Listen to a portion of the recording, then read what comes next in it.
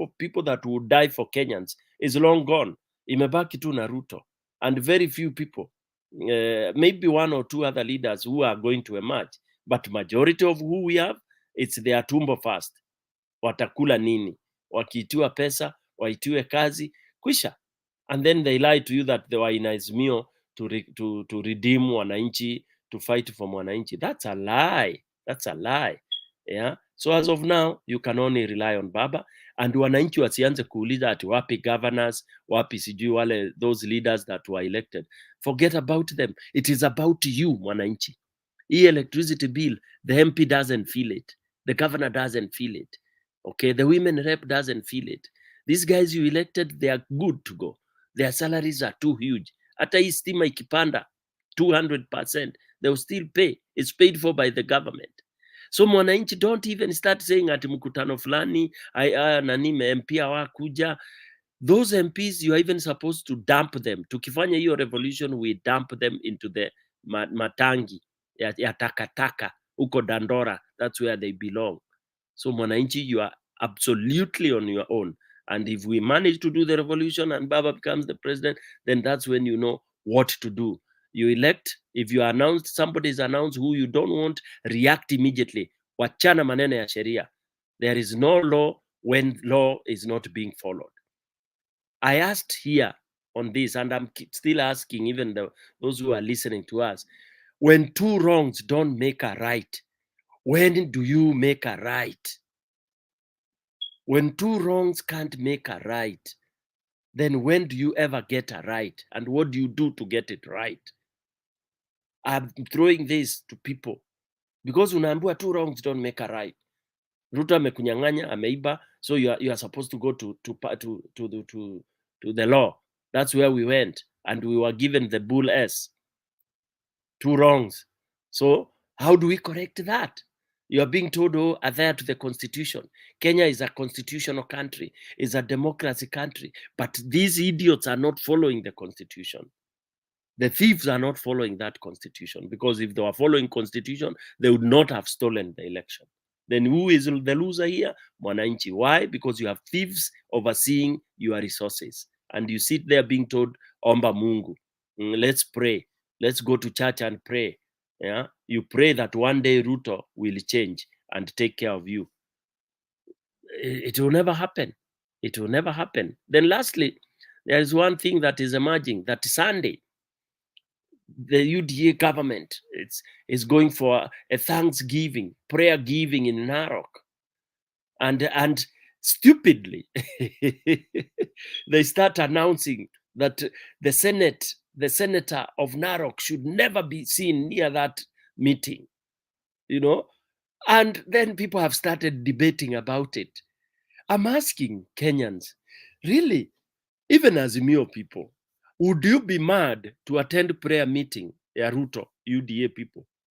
Would you be really crazy, even if you are the MP of the area and they are coming to your moral? Should you, if you are really right and you stand with Azimio and the people of Kenya, would you sit on the same days with UDA thugs and thieves praying in your constituency? How would you become a hero? Would you attend? And then people telling you, oh, you have to attend because it's your constituency. Must you sit and dine with the blood hands, stolen, thieving hands? I'm throwing to Azimio people, and that's why I'm telling Kenyans, forget Azimio leaders, because there's no way you'll tell me that unaweza kaa na Ruto kwa meza moja at you are recognizing he's the president, and then you start saying he must go. How will you do that? How can you double speak? You dine with him, you are supporting him. Wewe kaa huko kuwa UDA, and then uendelee, because it is either you attend his rallies and confirm him and be with him, or ignore them completely. Kaa kando kabisa, manake hiyo ni upuzi. So Narok, they are trying to make it a hype. They are trying to hype that Oledama has been given warning he should not attend that meeting.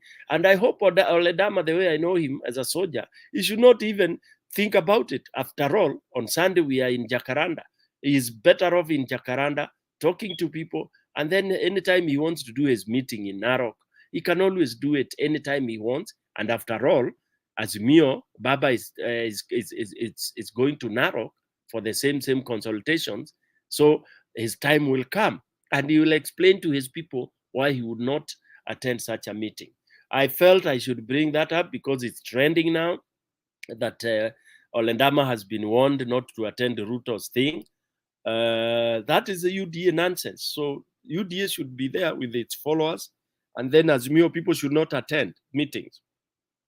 I understand they have been forced. Letters have been circulated. The governor has said if you miss that meeting, if you are a civil servant, you are county staff, you'll be fired. You'll be sacked.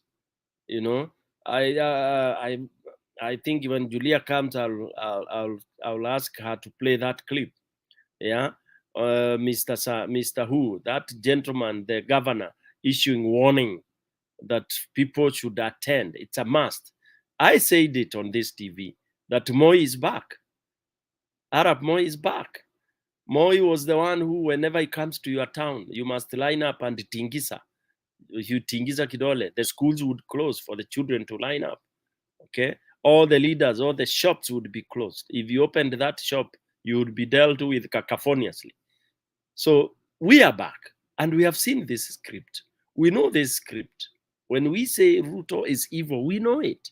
And he's doing exactly, only that he's magnifying what Daniel Moi did, probably by a factor 5. Yeah. And that's why you see in 5 months, he has really done what we call fast running, fast tracking, going sniffing where there is money quickly. Yeah. Ask yourself, you take over from a government that had planned 2023 budget. Then all what you do is you come now, you start cutting off, closing. It's simply because you are looking for where to steal, the money to steal. So you have to steal that. But they could not even wait for their budget 2023, 2024. Walianza na kuiba hii, what there is. Na Wakenya mutajua hamjui. Mutapiga nduru, watu watajinyonga. Yeah? Yesu wenyu ni Raila. That is the one who will save you, wa Kenya. Mtaambua mwende kanisani. Kanisani hakuna solution. Kanisani omba nguvu tu, you resist, na tupindue hii serikali. Hii serikali, people are saying, Baba, Azimio is sabotaging the government. Yes, indeed, yes, that's what we want to do. We want to make it ground to a stop. We want it to stop. We want to bring it down to its knees. That is exactly what we are doing.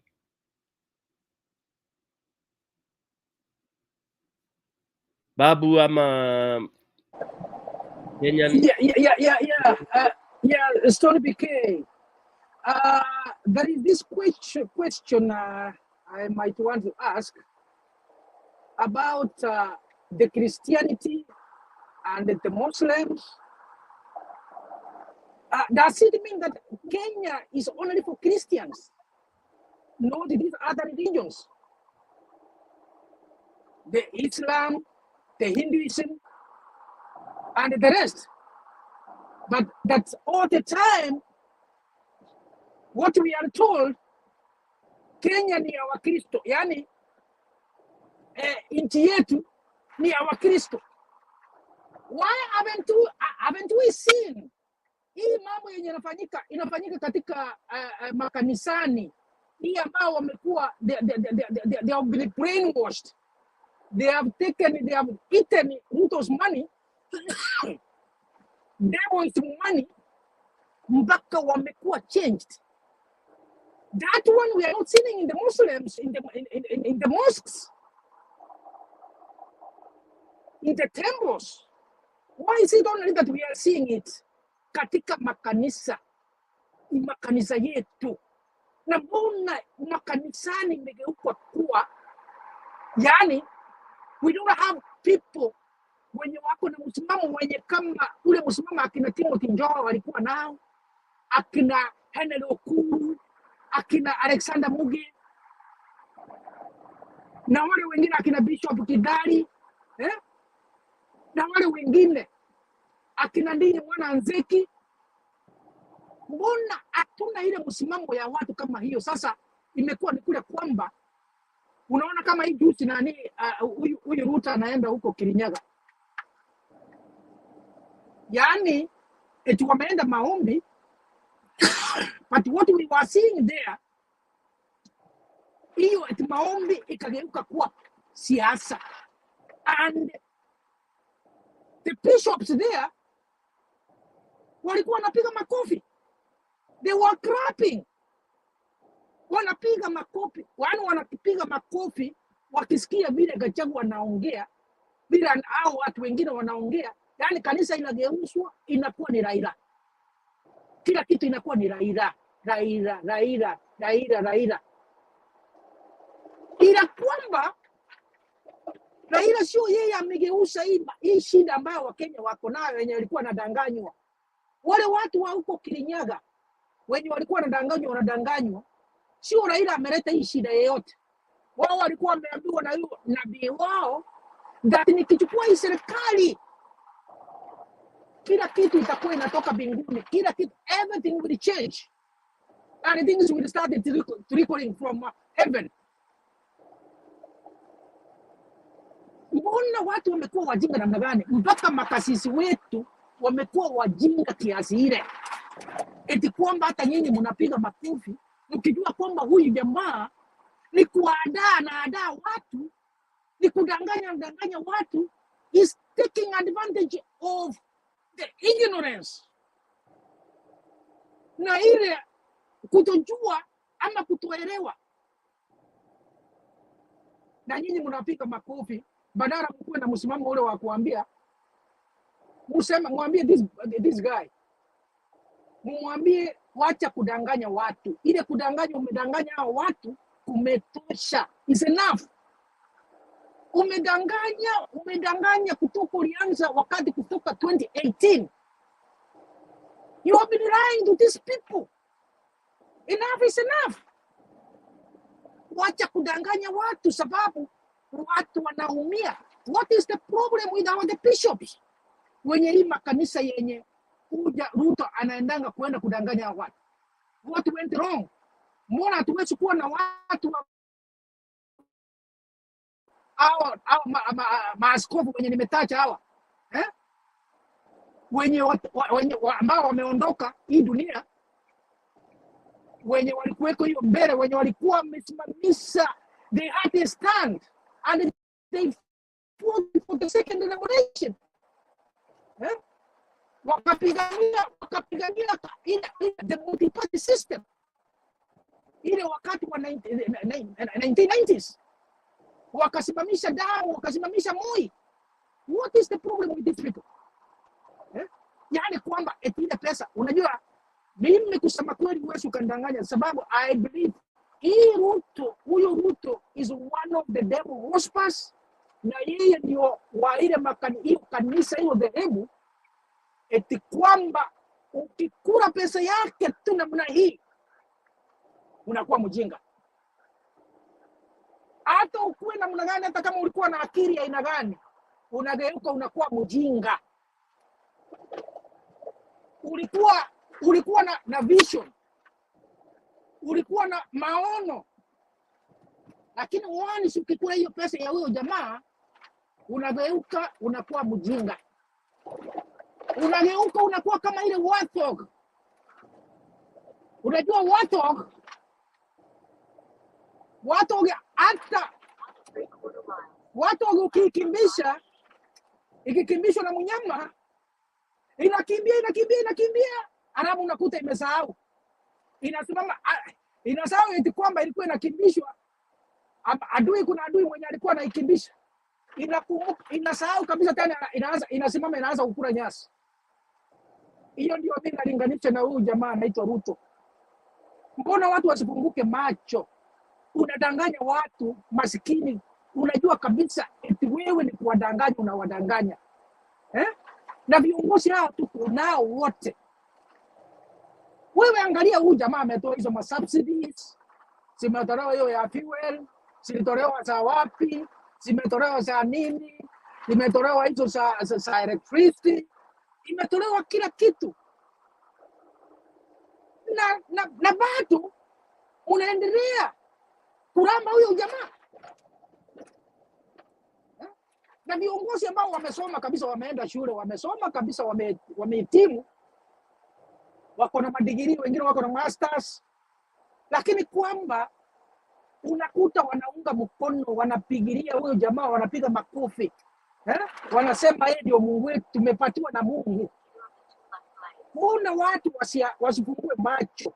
Ni nini kibaya kilitokea? That is the question I'm asking. Asante sana.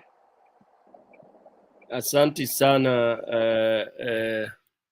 Babu. Naona Kenyan all the time amefika. Kenyan all the time karibu, and Kenyan with love karibu. Allah, Kenyan with love, Kenyan all the time.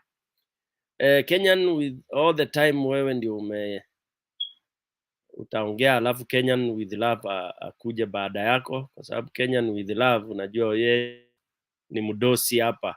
Wacha mdosi kwanza akukaribishe, lakini kabla hujakuja wacha tuone Kenya Ginyaning anasema nini. Sema Kenyan. Thank you, Stone PK. I just want to make a short comment kwa huyo babu ambaye ameongea saa hii.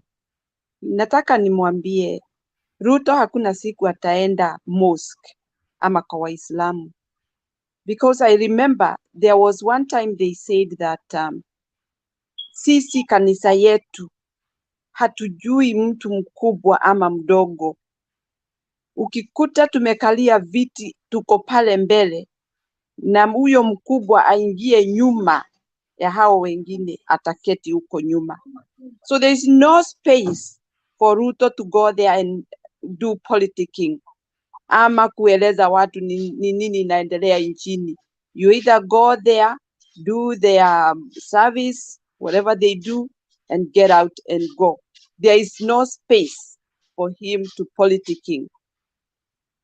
Okay. So that is one point. Let me make another point. I am praying that in Africa, those leaders who are faithful and those who feel that they are honored by their people, their citizens, to be their leader, they will come to their thinking or to their senses that one time they will be uniting their minds and tell on the face the person who does anything illegal like what Ruto has done to Kenya. Tell him off and tell him that he should do the right thing. And I hope Africa will unite for that so that we can cleanse our country, Africa, our continent, Africa as a whole, so that we are respected by Western countries. Because if they do that, really, everybody will come to their senses and they will fear doing such thing that Ruto has done to our country. Thank you. Thank you, Kenyan Ginyaning. Yes, Kenyan all the time, and then Kenya with love. Karibu Kenyan all the time. Yes, how are you bwana Stone PK? Habari yako? Asante sana, karibu bwana.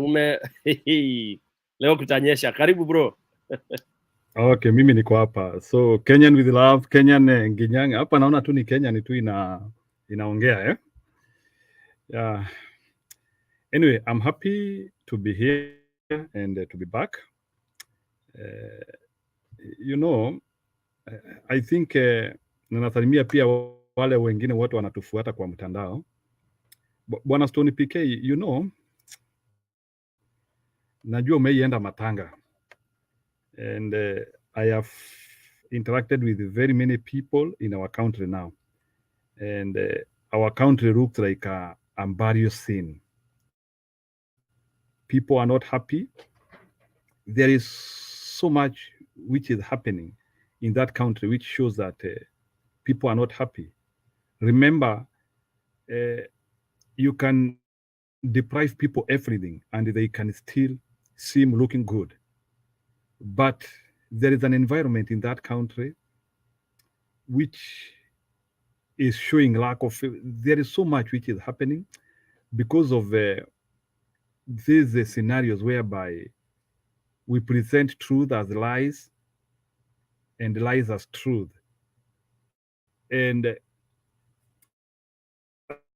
I can tell you, I'm interacting with people, and people are not happy. Even in Mount Kenya region where I come from, people are not happy. People think that, let me tell you one information which we have to get clear of, Bwana Stone PK, is that 2022 election, people don't know what happened. And we have continued setting a lie, that 2022 election was the most conclusive election in Kenyan history. Whereas that whatever happened, even that thing which they are calling server, we do not know the information which was put there. Whatever happened in the IBC, people do not know. Like, things are not ending up.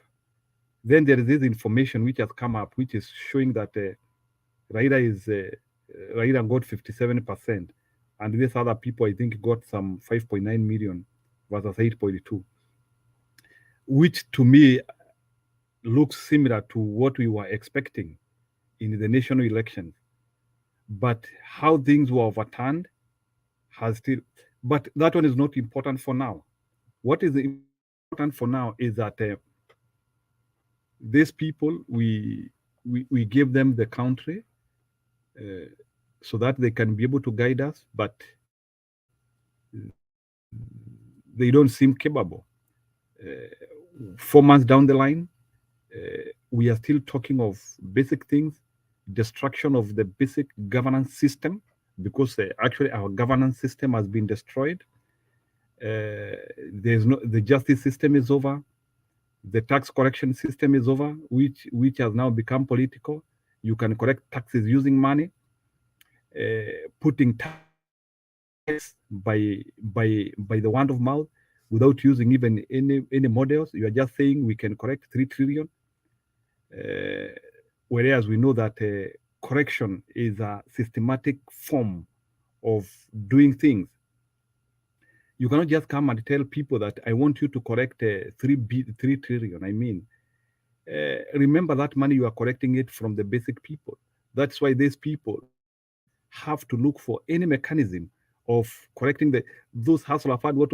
All those things will have to be brought so that they can be able to meet that target, and they fool Kenyans that the government is working fine. We understand they are putting these artificial mechanisms so that they can use it after 1 year or 2 years to claim that the government has worked so well, whereas we know that this government has started on the wrong foot. Secondly,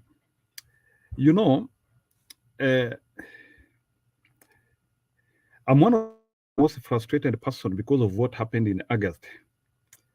I wish August can be redone. However, the situation, there is still something else which can be done. And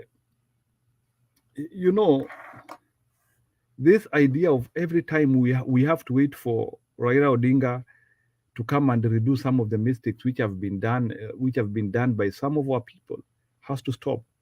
Now, this is the thing here. 50 years down the line, 60 years down the line, we have been having a functional government.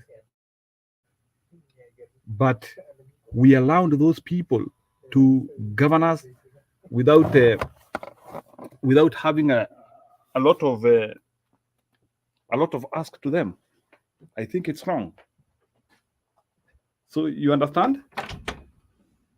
So what I think is that we have to reach a level where our country, we have to get serious. Moi ruled us for 24 years, no serious output. And we allowed him to rule us for 24 years.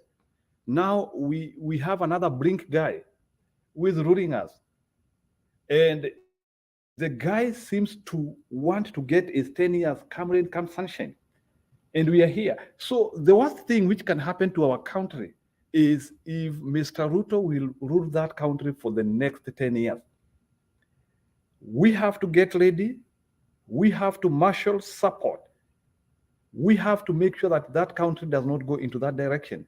You can imagine 4 years of gnashing of teeth. No, 4 months so far. I've been talking with people, and people look devastated. It is not even Kenyans, for your information. I talk with them. People are not happy because uh, we elected or somebody who is in power doesn't seem to understand the basic functionality of a government. People are saying that nimesoma links hapo, nimesoma watu hapo wanasema ati we are crying. This is not about crying. This is about the future of our children. And how can we get back our country? Because actually our country was, let me tell you, there is what we call the natural system of operation. And in August 2022, even a kid knew that Raila was the one to win. All the models were showing Raila was winning. So that was the natural setup. Now, Chebukati and a few people decided who is going to become the president of Kenya and denied Kenyans the greatest opportunity, the most experienced person to rule that country. That is what we lost. I wish people can understand what Chebukati did to them. They will not take him with just a smile like the ones which people are just smiling.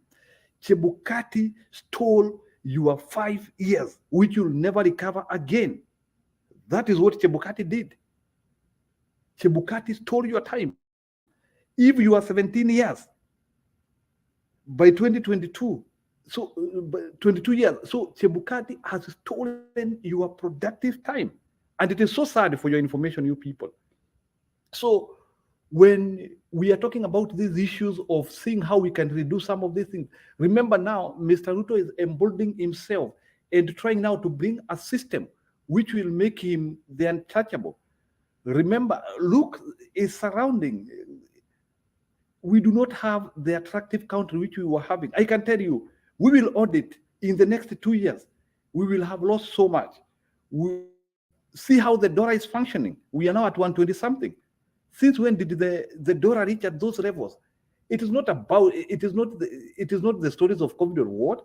It is our economy which is not functioning. Those people who look at our statistics, we are even performing badly than the Tanzania sharing that we used to perform. Look at it. Look at the region wise. We are not doing better. These guys are on a steering spree. These guys are on other agenda, but they are not on the agenda of governing our country. We lost our country, and that is what makes me sad. Before 2022, I was a very happy man. I used to come here. We have a nice discussion here. We talk. We were seeing a progressive agenda happening in Kenya. But immediately after August 15, after our country went to the brink, my sad moment came in. And I don't know who can help to clean my heart. No wonder we are losing people like Magoa. Maybe it is this headache. It is this stress. When you see some of the good things you have done, somebody like Mashogu comes in 2 months, he burns the effort, he burns 10 years.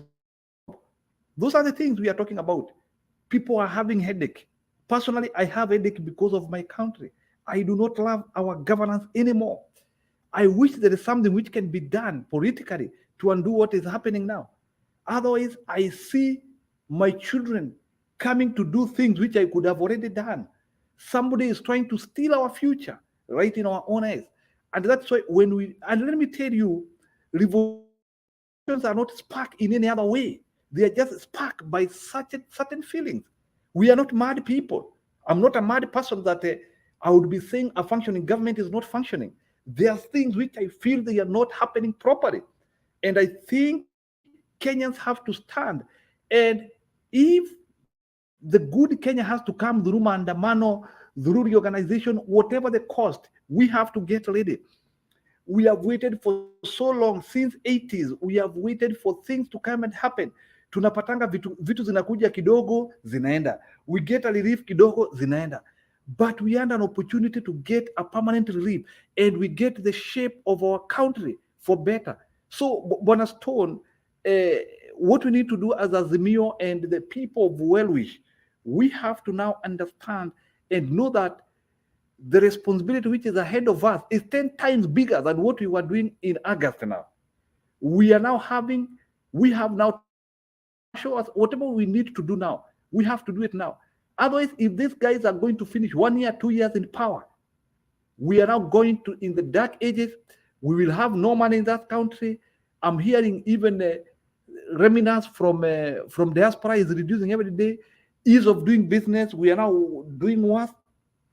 Which other country do we want? If already the indicators which show a country is doing well, we no longer have. So our country has gone, and we have to get it back, and we have to speed up this maandamano. These ideas which we are saying that we have to lazima tuandamane forever. No, I want to tell you there was no better time to swear in Raila than now, because his win is defendable. We know what happened. We have been shown the result, and I don't think even those people who have tried to give the details of what happened in August, those people are mad. No. So there was no better time to make Raila Odinga the president as now. But I don't know who is going to organize us. We need a swearing in. Those are the things which we need to be talking, and the Azimio should be planning for us. Yeah, so Bwana Stone, I think that swearing in which we did on January 30, 2018, was supposed to happen this year.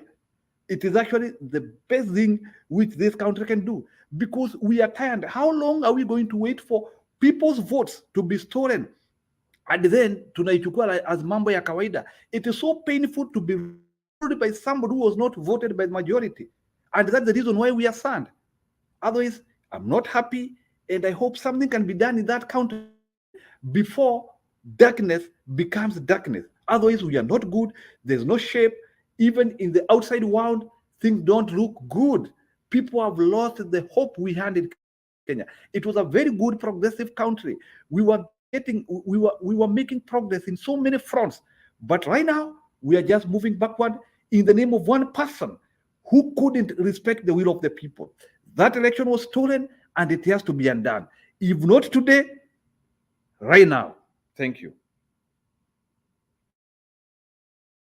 Thank you so much. Thank you so much, Kena, all the time. And kuna out ni nje. Out ninja. Yeah.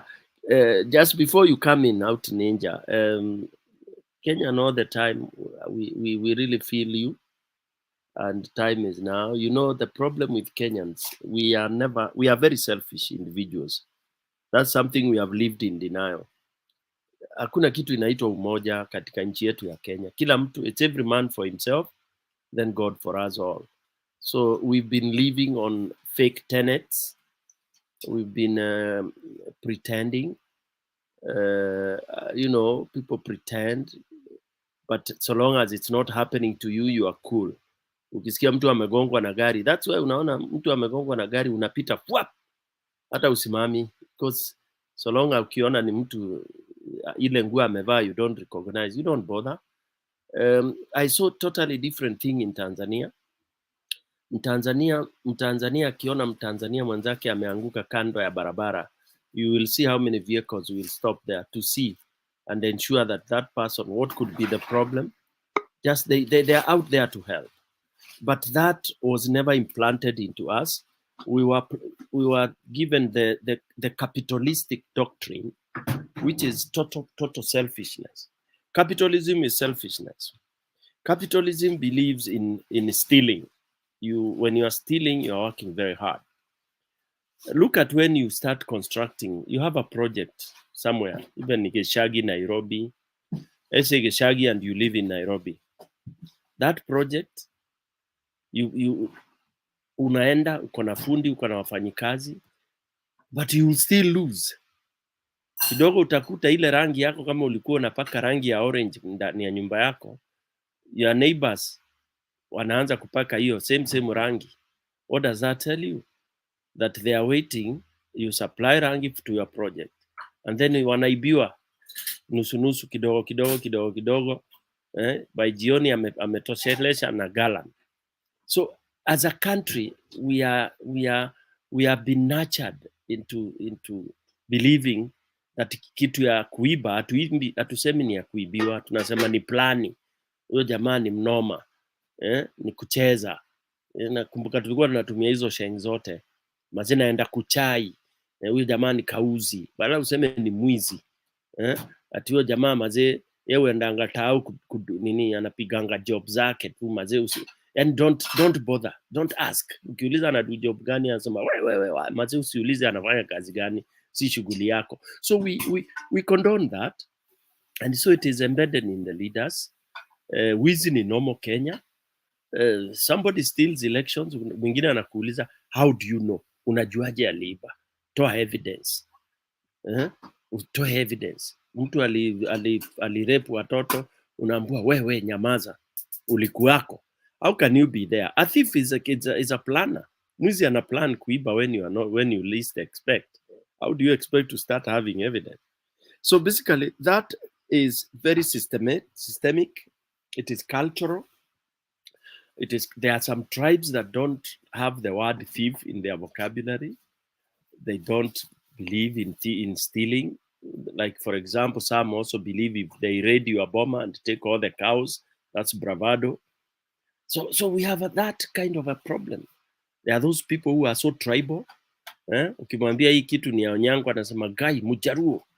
Mwingine unamwambia ni ya Mkamba, anasema gai Wakamba.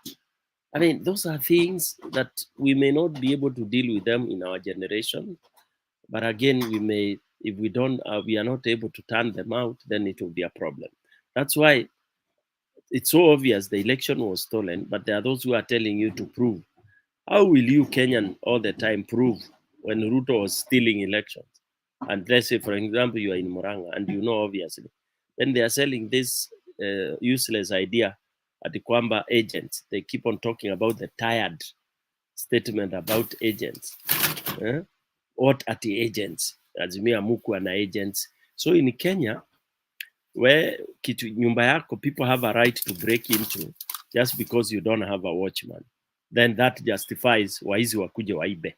Na wakiiba, it's not a problem because you did not have watchmen. So we have to change that. Okay, let me bring out Neja. Karibu out Neja.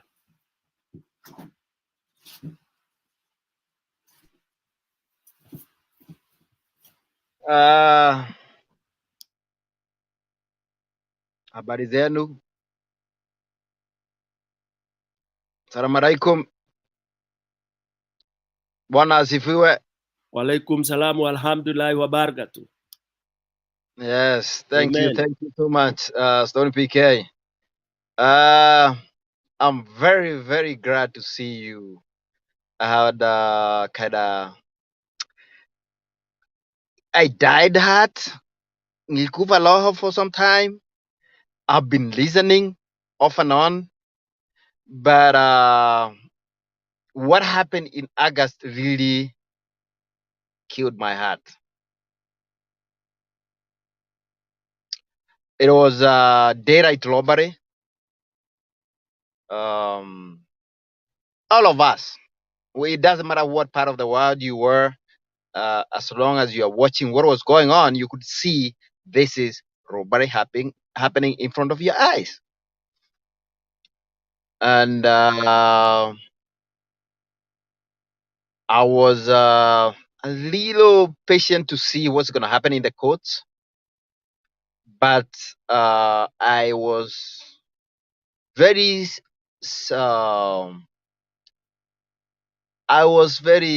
pessimistic that anything is going to happen.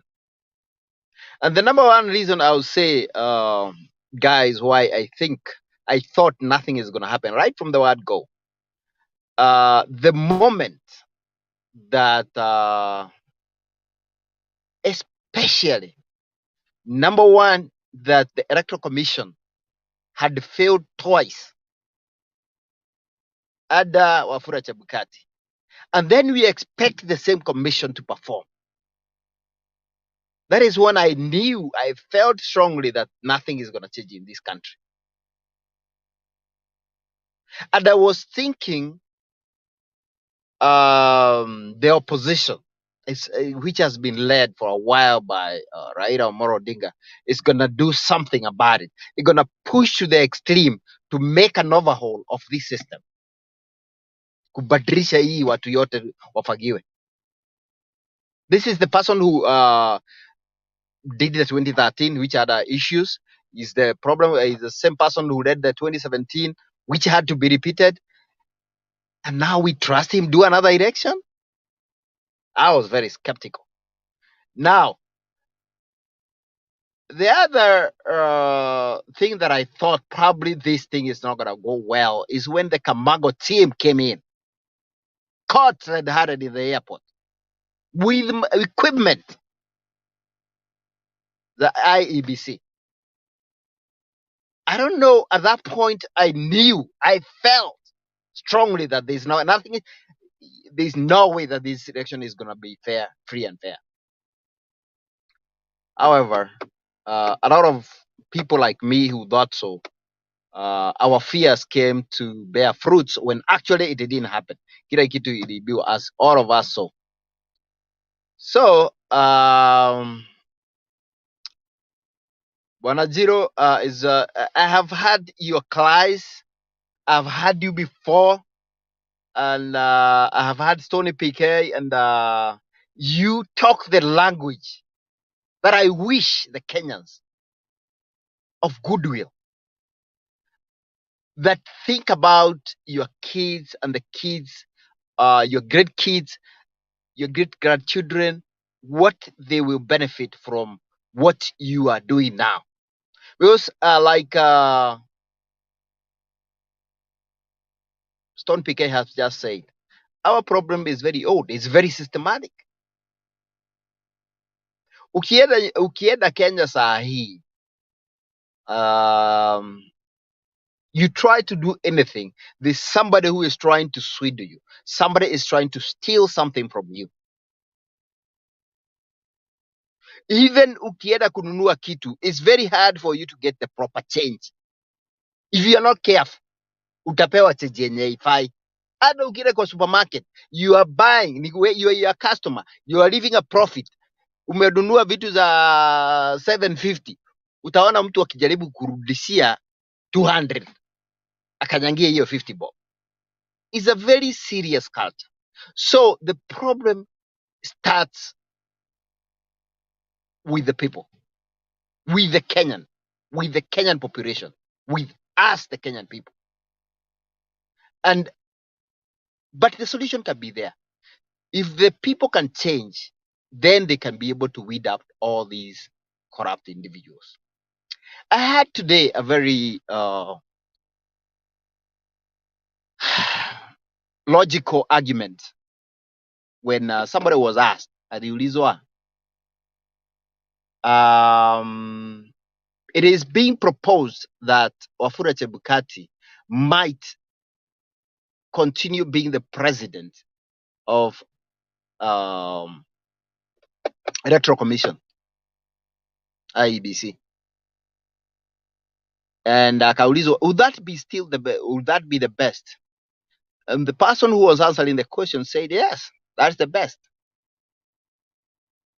And the interviewer akamuuliza, are you not the same person who said that this guy is the worst of the worst? Akasema, yes, I said that a few weeks ago. But when I correct my mind, I think he's the best. So what do you mean? What I mean is, this is the base of the argument. Kenya, we believe in the worst of the worst. Kama wewe ni mtu wa uongo, unaweza kuongea uongo ushinde wale watu wengine, that is the person that we want. If you are a thief, na wewe ndio unajua kuiba sana, kama William Samoei Ruto, that's who we want. I know, nyinyi kwanza, the two of you are from Mount Kenya, you know what the people say. We try to talk to them. Wakasema huyo mnasema ndio mwizi, huyo ndio tunataka. They say that. They say that to my face. Walikuja wengine mpaka wanakuja mpaka kwa hii channel, sasa hii hawezi kuja.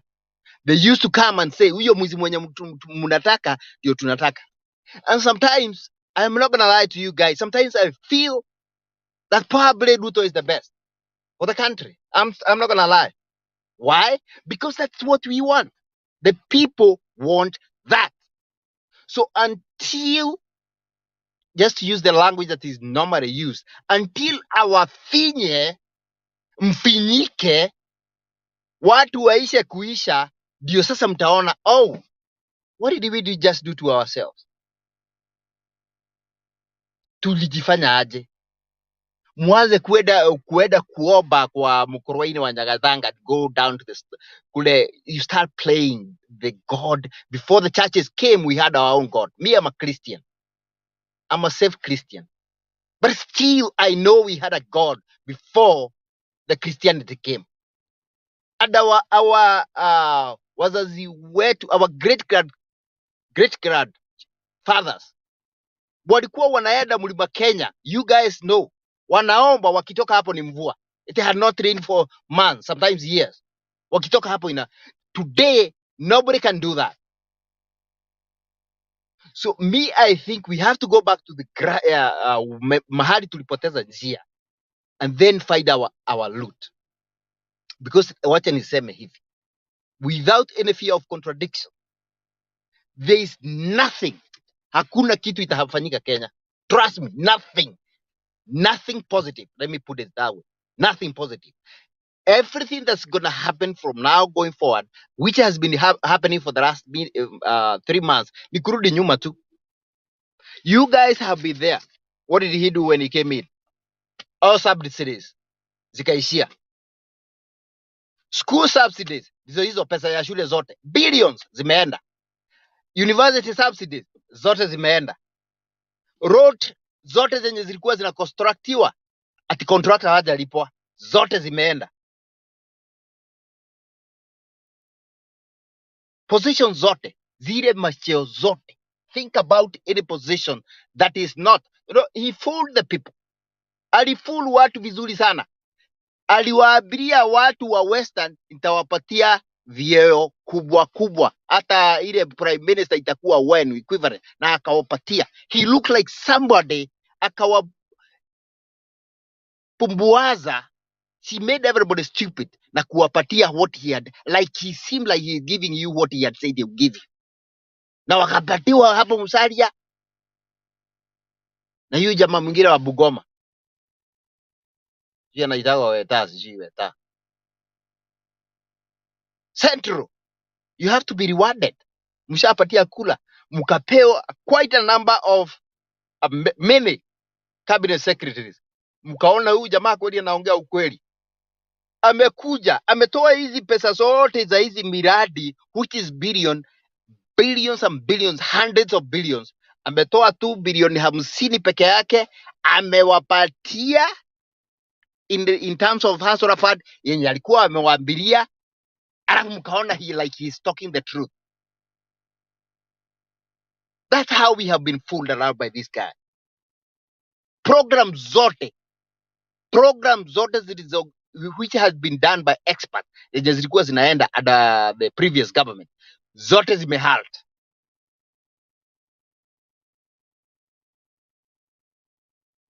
Sasa wenye tunaangaliaga the religious leaders wote, mimi naonaga State House squeezy, and God will save us. Ni Mungu tu atatuokoa.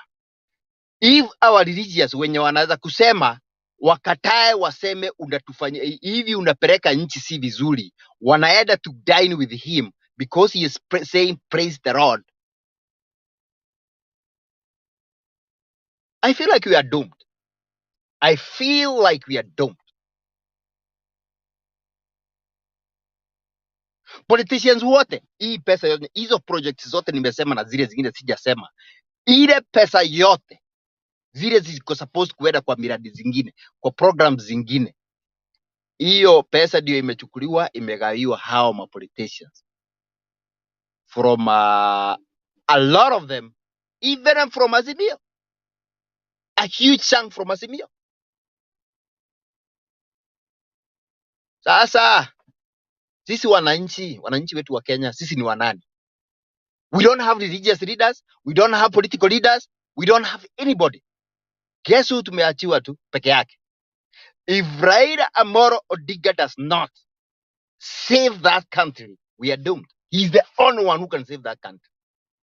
He's the only one who have got the pain of the country, and he has a leadership position at heart.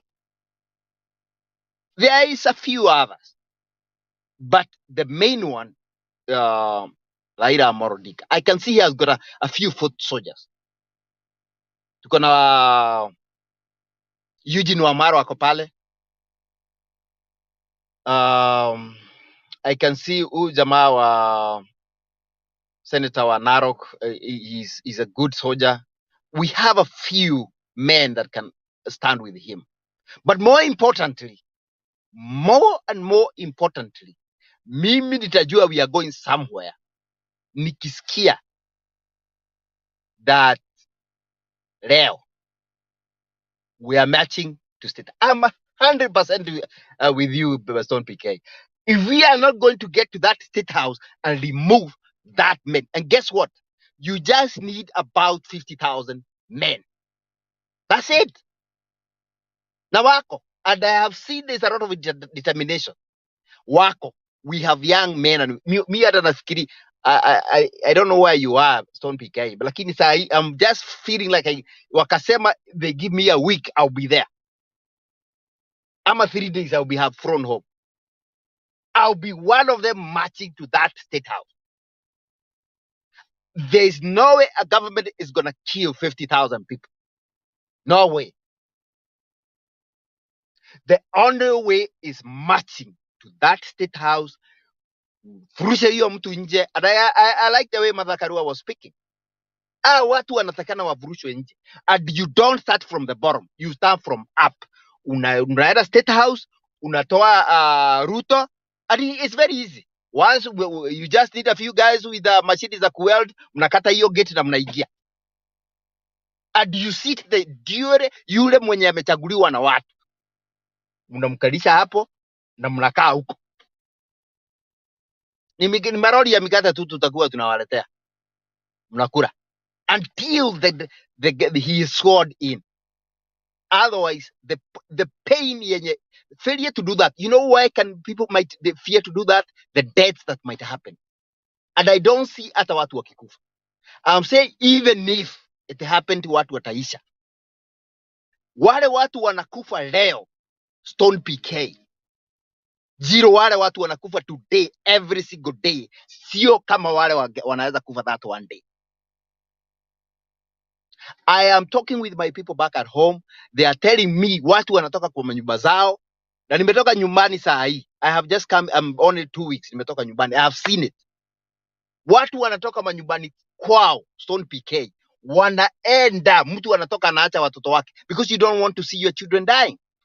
Huna chakula, wamekaa siku 3 haja kula. You just run out of your house. I have had multiple stories. Wewe umekuwa hapa tukichezewa hiyo video. Watu wamejiua. Kwa sababu they don't have anything to eat. Watu wanajiua tu, wanajimaliza. The unreported cases, we are talking in tunes of thousands and thousands and thousands. Wale watu wanakufa every day. So this is what we can do. Go to State House. Tuodoe hii mtu. Saa hii nimesikia already. Ile pesa amechukua is over 1 trillion shillings. Already in 3 months. It took Uhuru or the Jubilee government 10 years kukopa 8 trillion. Was it 8 or 7? It took 10 years. Miezi mitatu huyu jamaa amechukua deni ya over 1 trillion. Never mind ile pesa yenye inapotea kila siku from the foreign. The investors who are supposed to be coming after the elections, guess what they did? They all stopped. Hawakuji Kenya, the investors. Guess what is happening to all the investors that were in Kenya? They are leaving. We are losing billions and billions, trillions. We are losing. Angalia, unafikiri kama hii hoteli kama Hilton zingefungwa? Eda Coast, Eda Diani. I was there. Eda Watamu uone. Eda Lamu, Eda Maridi, just go and see. The dire state of the economy. Hoteli zimejengwa za kifahari, worth the billions. Ni manyasi tu inakuwa huko. Imeanza kumea huko. And that has just happened in the last 3 months. The ones we have, we are losing. The ones who are supposed to come, they are not coming. Mimi kama nilikuwa nataka kujenga kanyumba kangu, nasema hata hiyo pesa ikae kwa bank kidogo. Wacha nione hii. Maneno naenda wapi?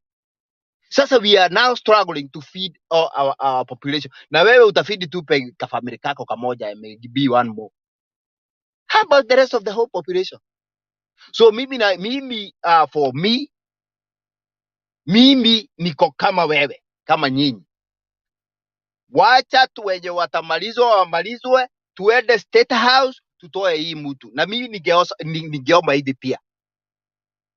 Wacha watu, sijui tutumie chano gani, hata hii tunaweza tumia. Wacha watu wachezewe mavideo za where it has happened before. I saw it in Sri Lanka. People got fed up of the president na kukura pesa yako nafanya nini. Wanamvurusha. It's so easy. Mass action is the easiest. Wachana na maneno ya vita ati uende you don't look for weapons. Uwezi. Mass action wins every single time.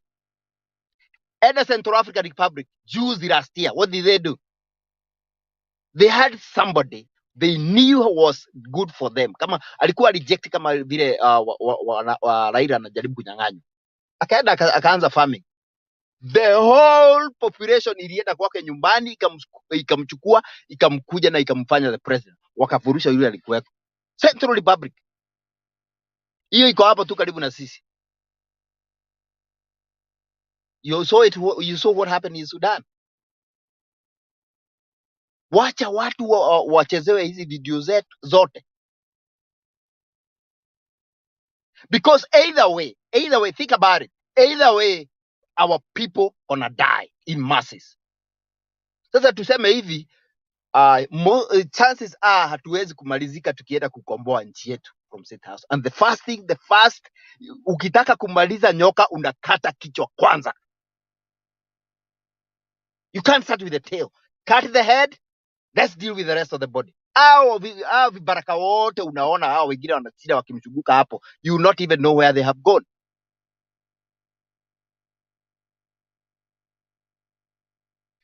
Mimi, I'm for the revolution. And I also think one thing.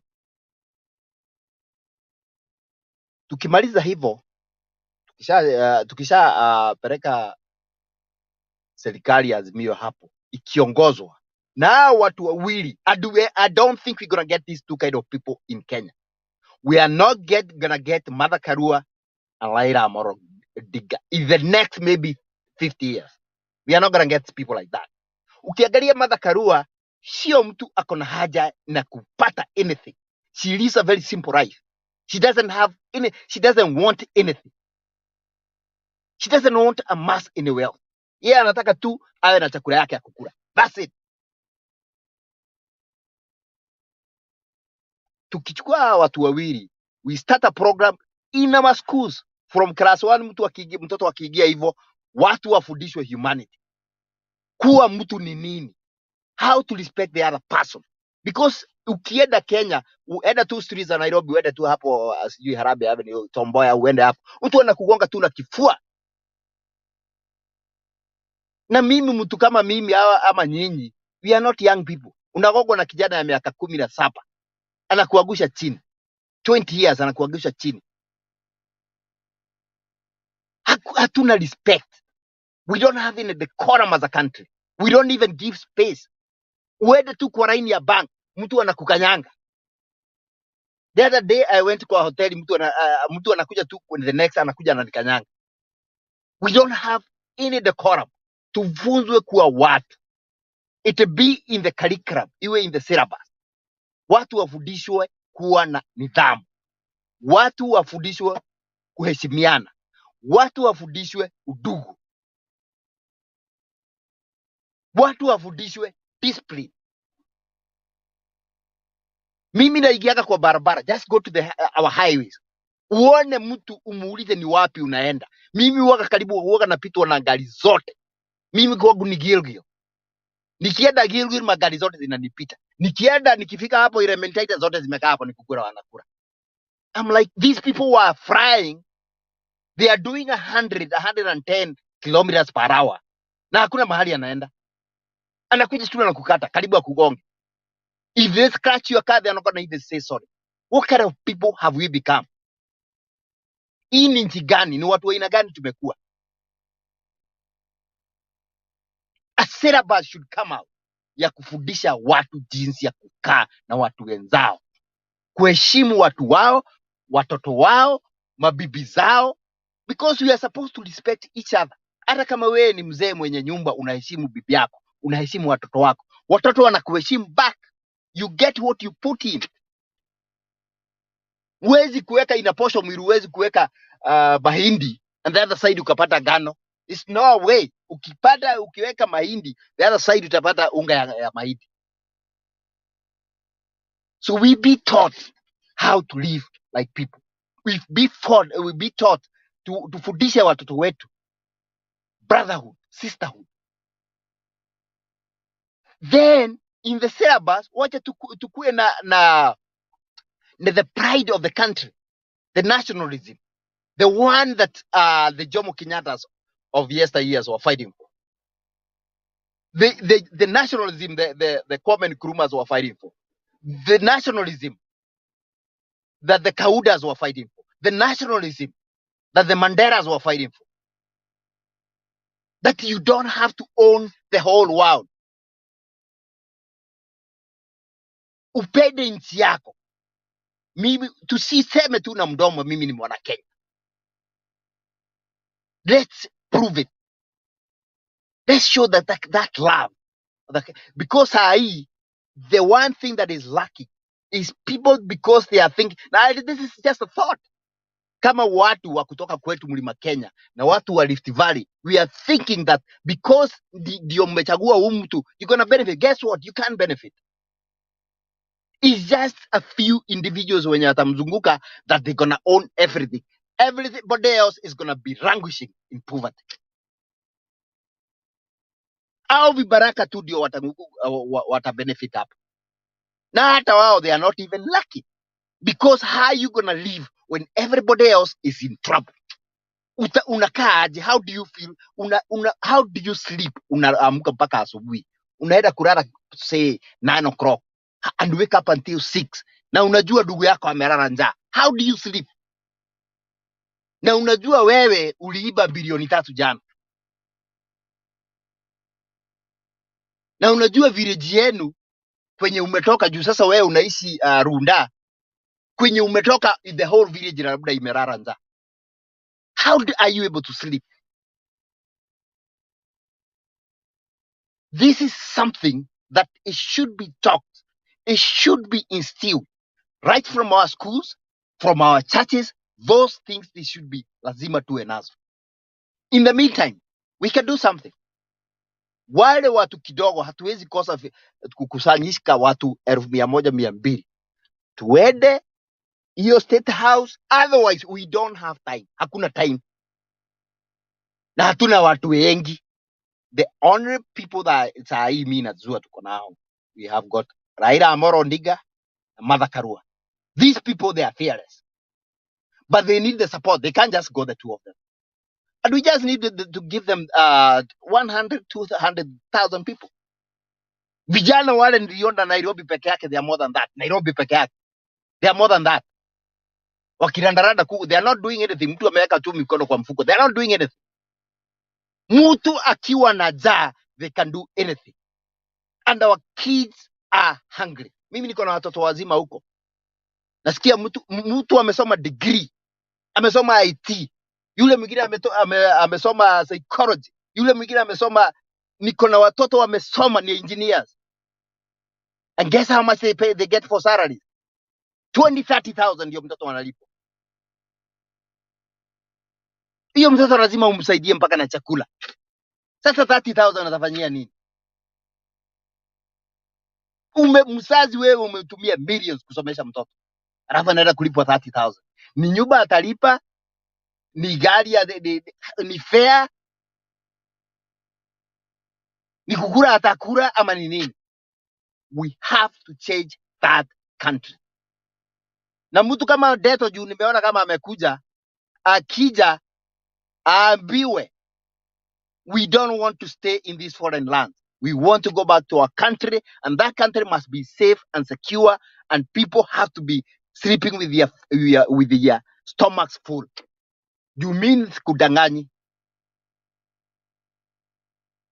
Niliona nikipatia mtu 100 shillings, napatia vijana hapo, nawaambia niwanunulie Christmas. Napatia mtu 100 shillings, ananirudishia asante karibu mara 10. Mtu anakurudishia 100 asante mara 10 kwa sababu wako na kitu kingine kwa mfuko. Wacha nifikie hapo kwa saa hii. Haya, asante sana Outneja. Wacha tumsikie Kenyan with love. It is true what you have said. It is a serious thing. Lakini sasa wacha pia nafikiria pia inaerevusha wa Kenya, because as I said, Kenyans are very selfish. Wanasikianga tu uhuru ilipiganiwa, majority wale walipigania uhuru washaenda, so wale wanakula ni matunda, wanakula ile tunaitanga matunda ya uhuru. They don't know how uhuru was realized, and that's why you have silly people like Gachagua calling themselves at ni watoto wa Maumau. Alijua Maumau wapi? Na alikuwa Emgat, babu yake alikuwa Emgat, hao ndio walikuwa magat wa kuua Waafrika wengine. Anyway, Kenyan with love. Thank you so much, Mr. Stompike. Sorry, I'm going through an issue with my device. I think you already know. I texted you, but we'll figure it out. Either way. Stompike, thank you so much, everybody that is watching us. Na kila mtu, I'm grateful to be here again. Kenyan all the time. Daddy, mambo ndo inaanza kukuja sasa. Outneja oro Kwega. rauga atia meni. I'm mad, man. Yeah? I'm annoyed by this regime, man. I'm so mad, but Netoko kinya meni. Netoko kinya. It's just a matter of time. It's just a matter of time. Reuri. And anyways, so Stompike, I won't be a man of talking too much today. I'll be a little bit, just a little bit. Nitakuwa nimejinyamazia kidogo, but I have heard Outneja and what you've spoken, and I don't want to empty what you've just spoken, because I think that is what Kenyans need to understand, that there comes a time that we need to do the unthinkable.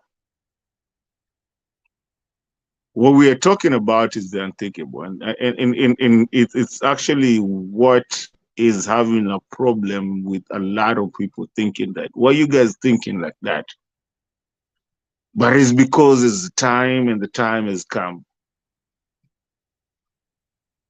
Because we cannot be in a state where things are just taken, and once you take it, you can run away with it, and that's it. There comes a time that we think of, okay, what's happening now? Because at the end of the day, when you postpone a problem, eventually that problem will catch up with you. Now, we might agree, we say, let it catch up with us now while we can deal with it, or we can postpone it and pass it over. We've had a problem in Kenya. There has been a recurring problem of having elections but not having elections at the same time, if you understand what I'm saying.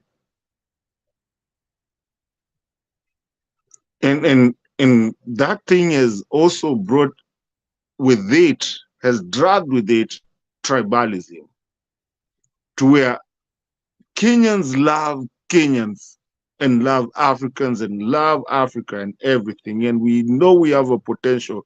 We don't care about who's who and what tribe you are.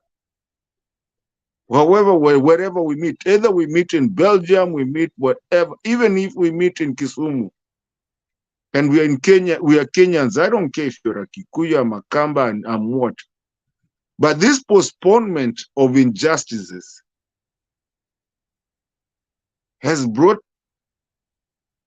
it's like having a microphone that brings a lot of tribalism in it. And it's changed so many things, and it's time that now this generation that, like you said, I always give an example of Wahenga. You know, when you hear Wahenga walisema, our generation, we need to have that Wahenga. Someone came over here, and actually I went and researched and I found out it's true what he said. There's been 15 governments in Africa that have taken out their current government in the last 12 years. Yes, it looks too far-fetched because that's what dictators think, that they can never be taken out of the office. But I think if we're going to do an election, it needs to go to the right person that we choose. There's a lot of people who've been here that we did and actually spend a lot. Kwanza ikatuuma kabisa, because we invested a lot and we know who won. We knew it even before Aletei. All I'm trying to say is what Stone PK says. When is enough when is enough enough? When we say is enough, what is this thing of accept and move on? I mean, what is it? Accept and move on. So next time I come and slap you and take your car and take your house and take your wife and take everything, and then I tell you accept and move on.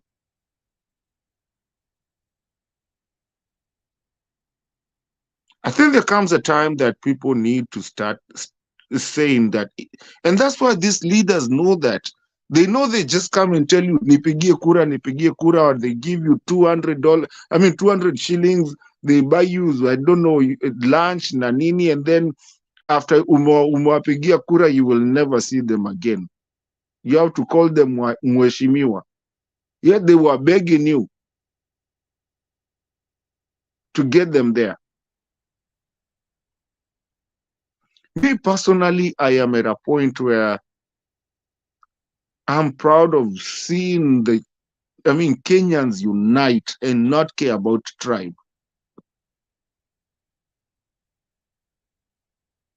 And I'm also very happy to see people starting to think like, okay, so why are we going to vote? What is the point of voting? And what is this? And let me ask you guys a question. If we can come up with the best money transfer system in the whole world, which is M-Pesa, the best, that even countries like I am in have tried to replicate that. The best, they came up with something called Cash App. And that Cash App does not work as M-Pesa works. You know, I traveled to Kenya, not last Christmas, but the other Christmas before then. I was in Kenya, and the entire time, all the dollars that I had in my pocket and all the cash that I had stayed in my pocket. In fact, some of them hata sijui kule zilipotelea. Why? Because I had a phone that had an M-Pesa. If I want to go gas my car, M-Pesa. Toll need either bill number or my goods. If I want to do anything, M-Pesa. Phone. Even my card, I couldn't even use my card. The last time I used my card kwa airport, and that was just buying my card, somebody something, duty free. So you come to understand, you come to ask yourself. So if and you remember the guys that came up with the M-Pesa thing, they were Strathmore kids. What walikuwa tu hapo hivyo Strathmore, and they made that, and we have that kind of system.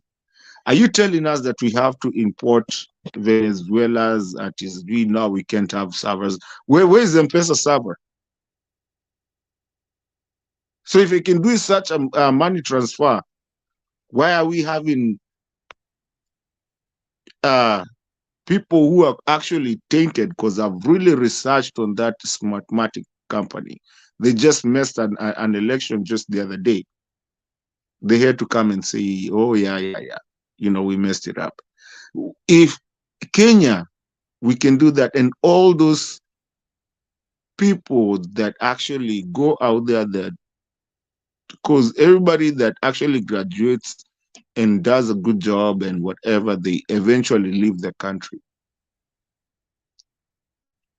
But if we can do a money transfer like M-Pesa, are you telling us that we cannot do? We have to call Venezuela to Smartmatics to come? Because for me, I feel it's BS. I'm sorry, it's BS.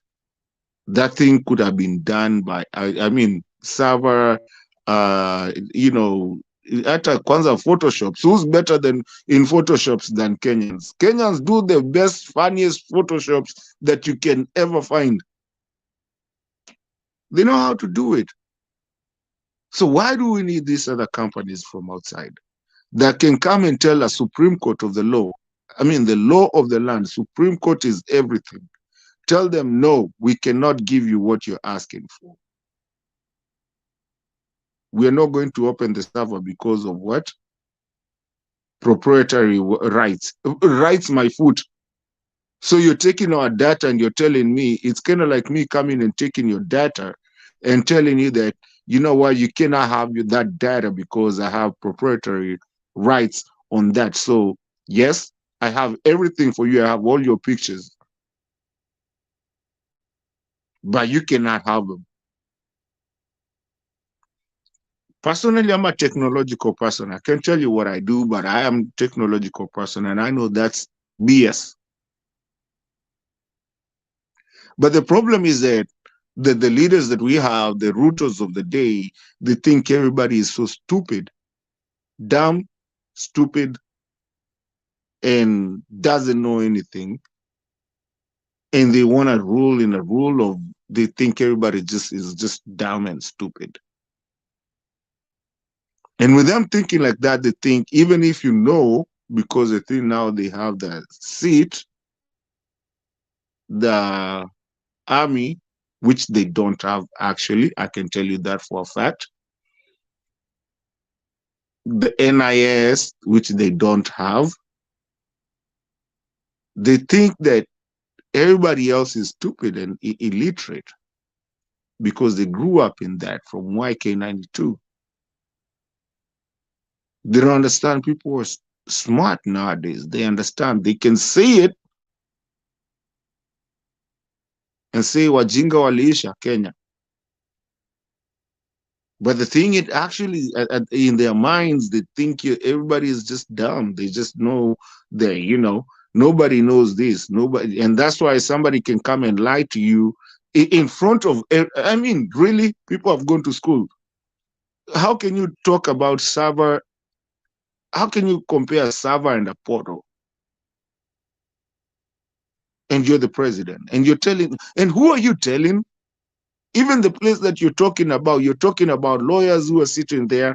You're talking about, you're talking to people who have got university students, and you're talking to, I mean, Moses Kuria's sister's burial, I don't believe it was just full of what wakijiji. It was people who, I mean, they came there with their cars. So these are people who are educated. I mean, go ask anyone that has gone to Form 4, even, you know, somebody who did even C++, which is done, I mean, first year of your university. Hata saa zingine zinafanyika saizi on high school. Mtu amefanya C++ will tell you that a portal is not a server. So why do our leaders think that we are so dumb and stupid? And that's where the problem is. When you have somebody that thinks everybody is so dumb and stupid that they can tell you that, okay, listen, we have to save for you. Why do you need to save for me? And what are you saving for me? Don't I have a savings account? If you're going to give me $500, I mean 500 shillings, give me the full 500. Don't give me minus 25. What if I want to cash up on that? I mean, cash out on that 25. Where am I supposed to get it? And why are you saving for me? Am I so stupid that you need to save for me? Are you my mother, my dad, or who are you? Just because you're a president, Stone, I think just because you're a president, you don't come down and start looking down on your people and think that they're stupid. These people in Bunge la Wananchi and people who even pushing carts, mkokoteni, who are very smart, educated, and all that. Basically, all I'm saying is that, yes, I want a revolution. And it's time for us to revolve. And also, while we're doing that revolution, we need to also be very smart and think about our country, in where we are going, how we are going, what kind of leaders we have, and when, you know, and everything. Just think about the whole thing. But Mimi, if I had the chance, I mean, I've even been looking for flights. Mimi, I want that revolution to happen, because I think there comes a time where we get our independence. I've been saying here, I don't think we had independence. I think we changed from white colonialism to black colonialism. Na hii kitu ya Itumbi trying to, you know, and them trying to put at his mashemeji dabi, and then at his stop. No.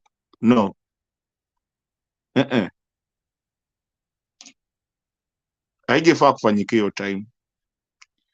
And Stone, maybe you will tell me, ama unaweza niambia, Kenyan all the time, hii kitu ya mashemeji ilikuwa ukweli, ilikuwa ni game, ilikuwa imepangwa hiyo siku, ama tu imekuja from nowhere?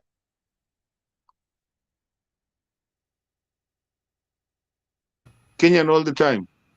Yeah, that's a diversionary tactic, eh? I think they are just using them. Yeah, that's what I think. Mi hata mi naona ni kama kitu tu imepangwa, and then but hiyo barua niliangalia haikuwa, I tried to look for it na nikatuma mahali, it wasn't actually from them, it was from kuna watu wanasema ni kutoka kwa Itumbi. I cannot really give that, but I think it's just the government trying to change that ndio isifanyike, but we will do, and we will take them out. Me personally, I'm pushing for that, Aki, because that would be the best thing, so that we never have this thing again of kuibiwa kura. Because sometimes I ask myself, okay, tukiache iende sasa, nani mwingine ataweza kuwa anaweza simama hii kitu? Na do you know how much we will regret that tuliacha baba akaibiwa kura tukiangalia? na tuko na hizo servers. Wengine wetu tuko nazo, tumekuwa tukiimba hapa. Wewe unajua Kenyan all the time. You know the journey that we've gone. Nikikwambia hata ukachoka kwanza ukaachana na sisi kabisa. Ambia tunajua hizi numbers. The same numbers zimekuja sasa. Na mumembuka kuna server ilikuwa mahali pengine, which is all I've been telling you guys. So what's the point of even people in the diaspora spending so much money, spending time, getting the right numbers, and then you have Mother Komes coming and talking about something, or hot hair, and all of a sudden it's gone, and then you have an illegitimate president that cannot even up to today hawawezi kata hizo numbers. So what are we doing as an African country that was posed to be the Washington DC of Africa? That's a question that I've been asking here for a long time. And I need us to ponder that and start educating people in civil education. Na watu wenye wanakuja hapa hivi wa kutupigia kelele wanatuambia ati sijui ati you know the nini whistleblower did not, whistleblower hasn't, and you haven't even gone. The dossier, we have it. It's online. Go get it. It's there. Download. I've read it. All of it. It's true. He's given out the right numbers. Everything. Ni wenye wajamaliza kucount, will be more than that. Anyway, Stone PK, like I said, I don't want to talk too much. Wacha tu ninyamazi hapo for now. Like I said, my system is not working well today. Lakini I'm here, I'm listening.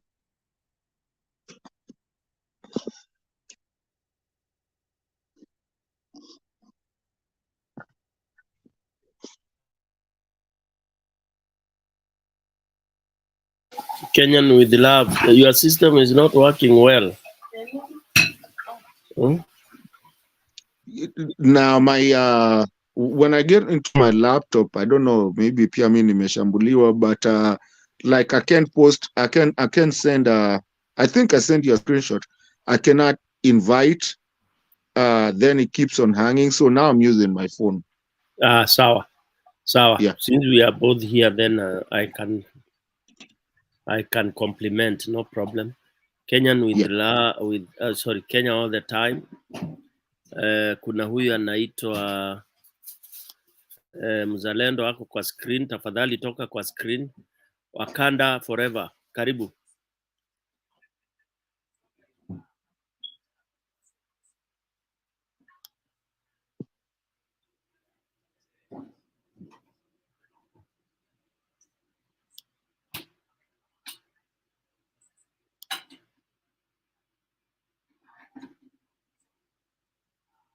Wakanda forever, unmute.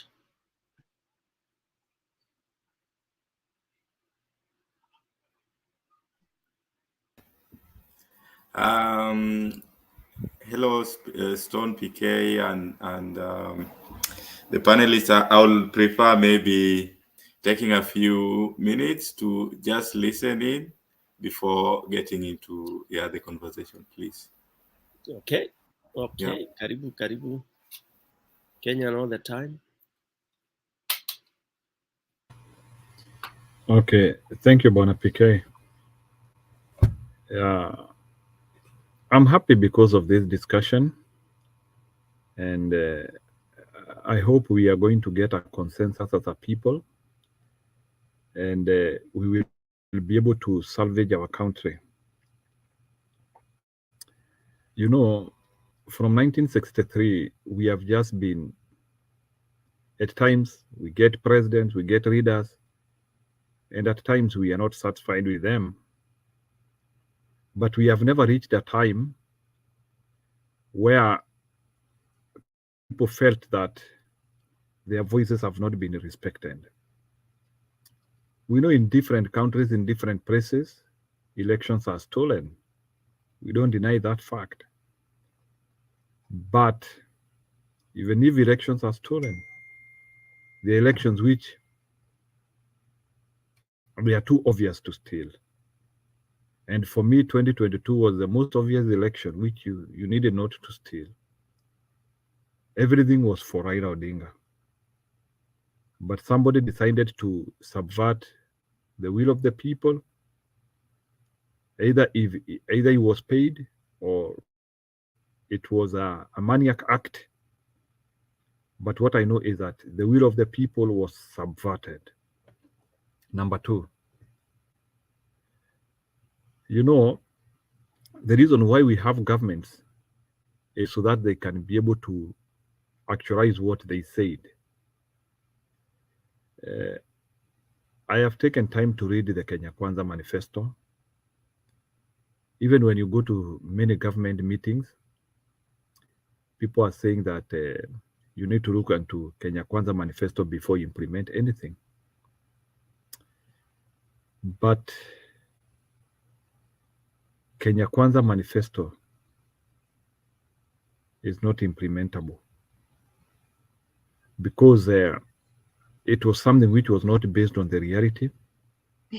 And it is so unfortunate that Kenyan economists were not able to analyze that manifesto.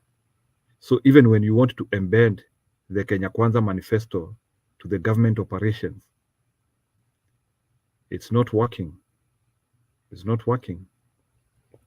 You want cheap labor, you want some things to be like penniless, but life doesn't work that way. So I'm saying that this was a quickened government.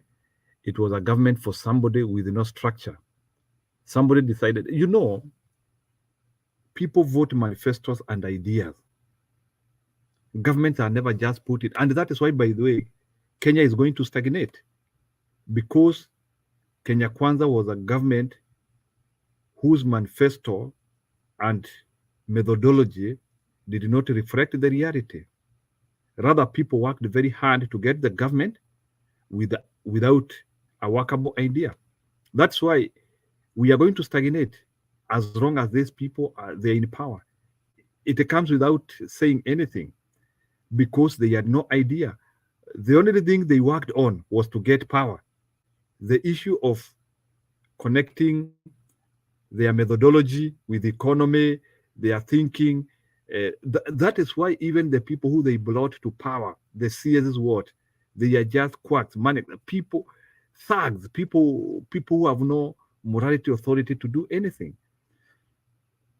Let me tell you, some of the people in Kenya who are CS's current, in some other countries, they could be in jail. That is what we are dealing with.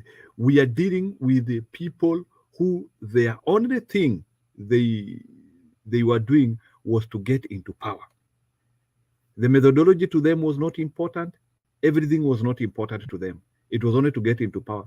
For Azimio, as Azimio was strategizing to connect the idea to do so many other things, somebody was busy working on a method, backroom method of how to get to power. And miraculously, they succeeded. So it's a very big loss to any sane Kenyan, any right-thinking Kenyan. You lost a lot. And this is not an idea whereby we say, ati miaka tano tutarudia. I can tell you the undoings, because let me tell you, these people want to put a system which will make sure that quacks are the only people who will be reading in Kenya. And I can tell you, if this presidency of Mr. Ruto is going to see the light of the day for the next 5 years, you will be seeing people with any form of character getting close to power. We have opened, or somebody has, let me not say Kenyans, because Kenyans are innocent. Somebody decided to open a very bad door for us. You will be seeing any form of people, even drug lords, will start becoming presidents if this presidency continues. Because in life, bad character should not be rewarded. In life, we want people to anguish. We want people to fight for the best, and we get the best product and the best things possible. But when you see criminals are the ones who are getting power and the rest, you now start having a country which is looking like Mexico or Colombia, or those countries which you hear that there are gunshots of cartels every time and every day. That's where we are ending. So look at what is happening. Even if they are saying that the life is coming down, I don't know how, but I'm now hearing Kenya Power tokens will go high. Food is going high. Even that food is not there. They now want to use the other methods of the crook methods of stabilizing the amount of food in the country. So there are so many things. People are not being consulted. So it's simple. Who can audit IBC? First of all, because let me tell you, the greatest project Kenyans can do is, yes, we have known the election was stolen. Then, how can this information reach Kenyans? How can the truth reach Kenyans? Because, Kenyans have been cheated. People think that they have a legitimacy leadership. So, how can we audit IBC? These ideas of having autonomous institution which cannot be told, which cannot be audited is wrong. And I think we need another agency now. I don't know which one can be, but we need another agency. This idea that the only person who can tell you the truth about IBC is Chebukati. So the only thing I need to do is to buy Chebukati, or if you get an evil Chebukati, because those things happen, you get a very bad result on everything.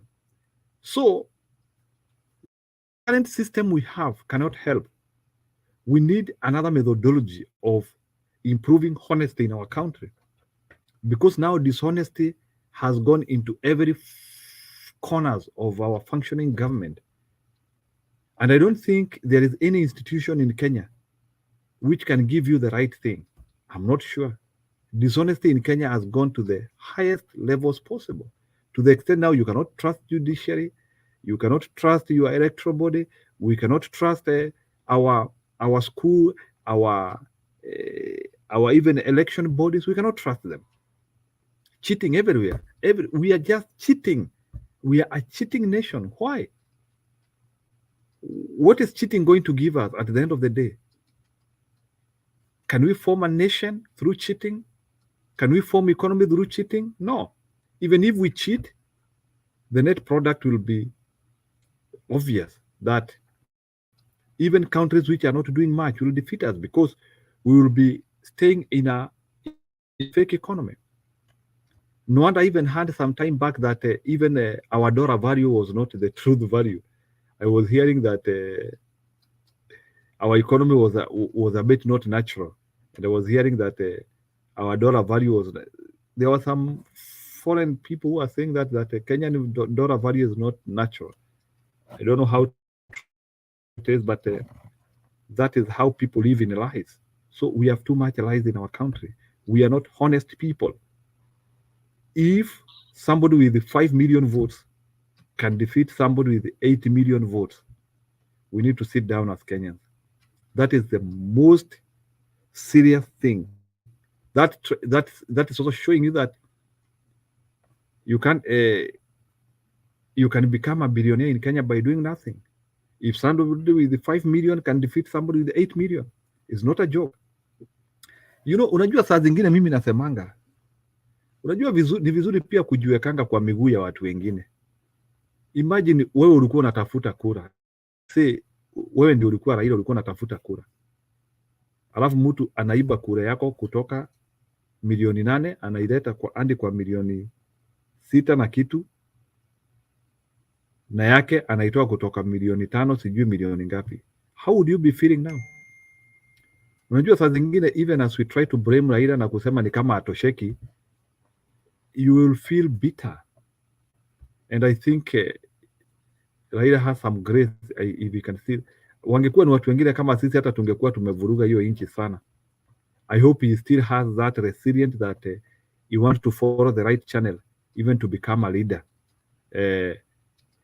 But mimi ile kitu hata inanisumbua sana ni ya kwamba somebody want Kenyans not to benefit from Raila president.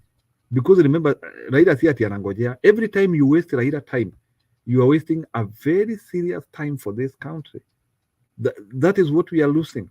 I wish there's a way in which justice can be. I don't know who can give Kenyan justice. All our justice system is corrupt. They were bought, but we are losing a lot.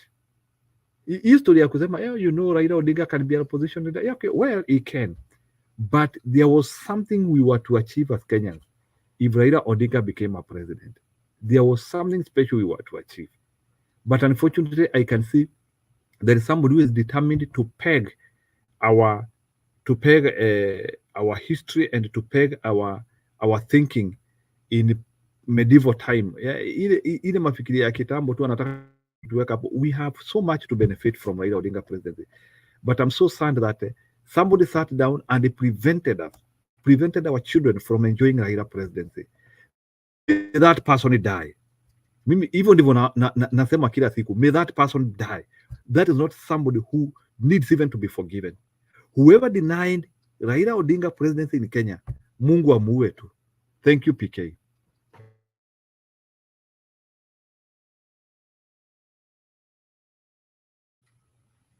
Mato endelea, naona ni kama PK yasikii. No, actually nilikuwa nataka kukuuliza because now you brought up that number. You know, I'm a number person and sorry. Ushakaa chini ukapiga hizo hesabu zile number, I mean how it was distributed. You realize that the 1.7 something million is what was changed to the other side yenye tulipewa ile yenye tulipewa, na the numbers that have come, wale watu wanakataa hii namba yenye tunapewa saizi, that the 2 million difference is what was divided in between the number between the portal and the one that has come with a you know, with a whistleblower. That difference of 2 million is the one that was divided to bring Ruto from 5 million all the way to 7, and also ikadividiwa tena kwa Ruto, kwa Raila ikarudi into ikakuja kuwa 6 something. When you do that calculation, you still find out that that's the same number that they are talking about, the difference between the two that had happened. And when you look at that, now you start looking at where it was, which is what we had said a long time, hata before kura zitangazwe. And if you remember, ulikuwa hapa, my friend, you were here when we were saying those numbers before itangazwe. And we said when the glitch happened, it was at 3 a.m. Hatukulala hiyo siku. So you start seeing now the sequence of what exactly happened. Because for me, at the time we had the server, the one in Belgium, with the people that we decided to do that with. But still, that number is still coming to show itself. And when you look, unaona nile, walichukua hii, wakagawa pale, wakaeka pale, na wakaeka hii, wakaeka pale, koko mwingine. And then all those numbers, when you calculate them, you still come down to that 2. Actually, I think it's about 3 million. Because they're still counting and still looking at it. But I've looked at the dossier. But when you look at that number, it still goes shy of what we had spoken that time before zitangazwe. You were here when we were looking for those numbers, when we were saying those numbers, why Raila had won at that time. So how, and this is not the first time that they've done it. They did it last time, where you take a number, play around with it, give kidogo kidogo hapa, give kidogo kidogo hapa, and try to cover those numbers so that they look real. But this time, they were caught. And whoever is saying these guys were not caught, I feel sorry for you. Because, my brother, you were here. You remember, if I can call you your name, Jiru, you were here. We said it here. You even called us so many times. Are you guys sure about this? We told you yes. When the glitch happened, we said it. This was before elections happened. It's now that people are starting to see these things, but you know we were here, we never slept. You were asking us. You would call me. I would tell you, let me call. Make sure where we are, because we had the numbers. The numbers are there. It's not something that we are making up. And that is what pains me when I hear some people talking about, oh, Ruto alishinda. And I'm like, okay, what am I supposed to do? To connect the number. Njiru, if you have a 1 + 1 and you did the math and you followed the whole thing and you even invested in it, what are you supposed to do? That's why I kept quiet for some time. And I'm still quiet even today about the numbers. But you, the people who have been here, when we were doing the tallying and everything, we did them here. It's not, I mean, people can go back and look at these numbers when we were doing them before after the zitangazo na kina Chebukate, when we knew it's done and we told you guys it's done, it's over. Amechukua. Remember, don't forget. Lakini now, some people like us and even the people that took out their walitoka jobs, the IT guys and all those things, wale watu tulikuwa tumeamua, you know, the groups that we had from different countries to hold this thing. Sometimes we feel down. Tunasikiaga down because we already know we did it and they were there and we took it and we know when they started staging. And when you have a president that is lying to people like us, not even like, you know, lying, not even lying, just stupidly talking some absurd things like, oh, server ilifunguliwa. What do you mean as a portal is a server? A portal is not a server. I mean, now you're making us look stupid. And at the time you find that that's the thing that you've been going to school for.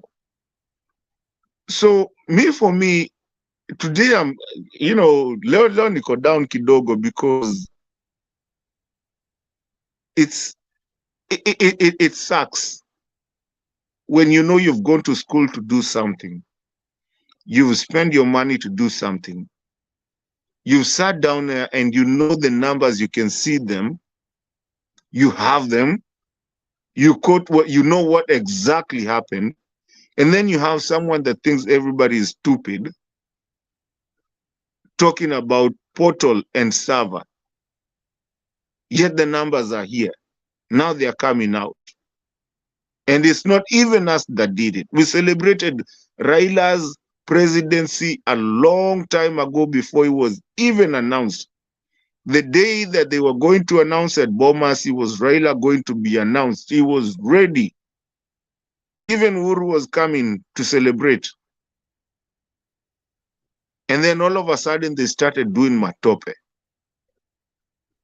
And it's the reason the military had to take the 2 certificates. And it is a reason for the first time in our country, we saw someone be sworn in as a president, or being given a certificate that is handwritten. And the vice president does not get a certificate. Hata ile akina Kibaki walifanya better because the vice president alipata certificate. Where's Rigathi Gachagwa's certificate? Na mtu akinionyesha saizi, nitanyamaza, sitaongea tena. Mtu akinionyesha siku moja aliona certificate ya Gachagua, which is constitutional, that you have to have as a running mate. Mtu akinionyesha saizi, I'll keep quiet and I'll never talk again, because there's nothing. Gachagua has never gotten a certificate. So what is it that we are doing? Tumekuwa mitumba, a country of mitumba, just doing something like that, like this. We have a constitution which we don't even follow. The constitution says the vice president has to have a certificate. It's always been there since independence, since we got our constitution. Hata tukiwa na mkoloni, even in the Queen's constitution. So how comes this is the first time that the vice president does not even have a certificate? Yet the deputy governors have their own certificate. Kenyans, please, mkiona watu wakisema saizi watu hata wanataka kutembea kwenda State House, is because of the lie. And like I always say, the truth shall run around the world before, the lie shall run around the world before the truth ties its shoes. And the truth is starting to come. And it was bound to come. This time he was not going anywhere. Raila won. We had the numbers before they were announced. The numbers are coming back again. Raila won this election. Raila is the president of the Republic of Kenya. And that's why the military was around. That's why NIS mnasikia sijui nani walikuwa nasema, because he was done. People thought watu wanaogopa tu kupigana. And that's how they're trying to do it, because they know watu hataki kupigana anymore. Because tulipigana 2007 na hakuna mtu anataka kupigana tena hivyo. But push to the shove, watu wataguza kidonda si mzuri. There was an MP, MCA that went to Jacaranda today, a UDA. Alitoloko na mawe,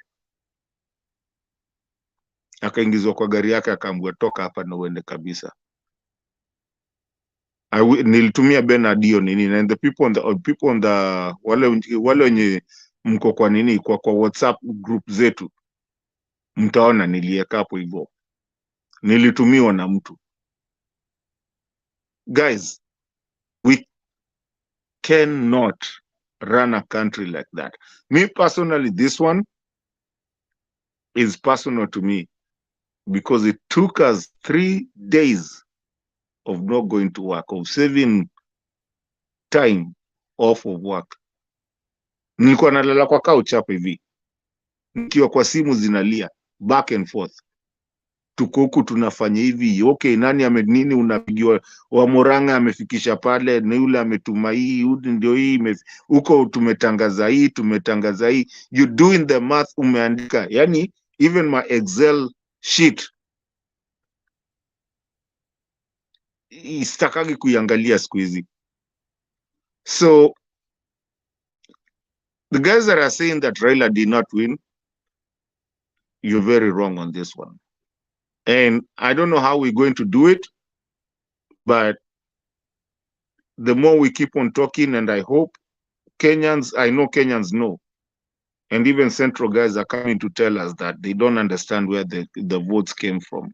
And I've been asking that for a long time here. Where did Ruto get the votes from? Ask a lot of people, they won't tell you. They don't know. Hawajui. Raila won. He got it. So ni ile kitu unaweza kumeshika glasi ya blue hivi na mtu anakuambia ni ya red. Personally, I know it. Niko ndani, naijua. We did that job. But anyways, wacha ninyamazi hapo hivyo Stone PK. I just wanted to say that we do know for a fact, na mkitaka muniite nitaenda huko niseme, because we do have the numbers even today, and they even bigger than, a little bit more than huyu mwenye hii yenye ameonesha. I don't think wamemaliza kucount zenye wanaonesha, but it's very true. Na umesikia leo mheshimiwa akikuja hapa hivi akatuambia yeye alienda mpaka huko akaangalia, akachukua hiyo dozia, akaangalia na akaenda nao mpaka kwa nini yake, voting center yake, na ilikuwa inaenda stream to stream. If you look at it, I've had to look down at it na kuangalia na namba zenye tuko nazo, and they match apparently. So wacha ninyamazia hapo. Stone, pole.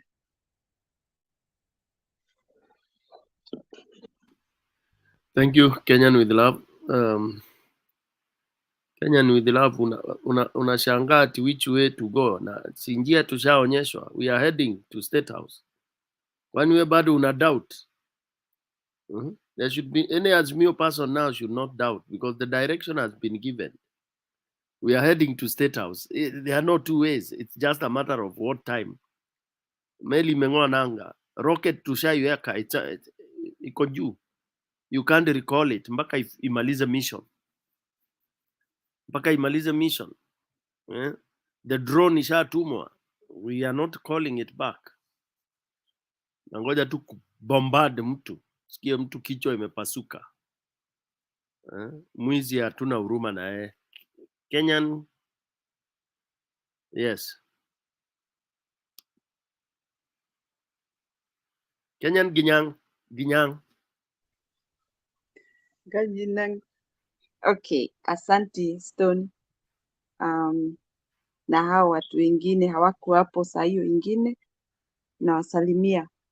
Nilikuwa nataka kuambia Kenyan all the time, hii serikali sio ati hawajui Raila ni nani. They knew he is a destroyer. And for that reason, they were not ready to be destroyed because of their evil deeds. Karua said, once we get in government, they will be all arrested. They could not wait that. They would do anything to find themselves where they are. And that is why hawa ni wale watu wanapewa mifupa ama nyama, wanaigeuza, hawajui watauma pande gani, kwa sababu hii si kazi yao. Waliichukua, waliinyakua na wakaenda nayo, na hawajui la kufanya nayo. They don't know what to do, but they would rather do what they used to do, stealing, kupokonya watu. Na tena kwa sababu sasa wamefika kwa gala, now it is packing everything. That is their way, and that is their behavior. They are not going to change. They are not going to give us any change at all. Na hiyo mambo yote wanafanya kwa sababu they don't know their life, where they are. How long are we going to be here? That is why they are doing what they are doing. Wakenya, mnataka Wakenya wangapi wakufe kwa sababu ya hii serikali? Ni Wakenya wangapi watakuwa wagonjwa depression kwa sababu ya hii serikali? Ni siku gani tutakataa hii serikali ndio watu wetu wafufuke kutoka pahali wako? Kwa sababu ni kama wamekufa halfway. They are halfway dead because of kunyanyaswa na yale madhara yote wameletewa na hawa watu. These are just few people against millions of people. Why now? Why wait? These are people that are not ready to sustain Kenya rather than destroying. Their pockets will never be full until the time they will be driven out of that state house. They should, because we are not going to wait for Kenyans to die the way they are dying. We cannot imagine that this government is just sitting there doing nothing and not even thinking about the Kenyans who are suffering. I wonder what is going through their minds. Look at how dirty these people are. Very dirty. Hata maongeo yao si ya kusaidia. Hata nini